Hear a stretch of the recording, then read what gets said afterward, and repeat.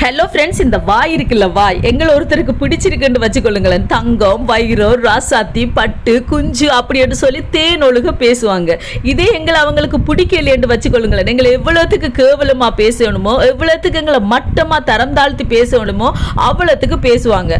அதுக்காக அந்த பேசுகிற வாயை போய் ரெண்டு விட்டு அந்த பல்ல கலட்டவா முடியும்? வாயில் ரெண்டை கொடுத்து அதை பல்ல கலட்டவா முடியும்? இல்லை தானே ஃப்ரெண்ட்ஸ்? அந்த இடத்துல இருந்து நாங்கள் கடந்து வந்துடணும். ஏன்னு சொல்லுங்க, எங்களுக்கு தெரியும் நாங்கள் எப்படிப்பட்ட நாங்க எப்படி இருக்கிறோம்னு சொல்லி எங்களுக்கு தெரியும்.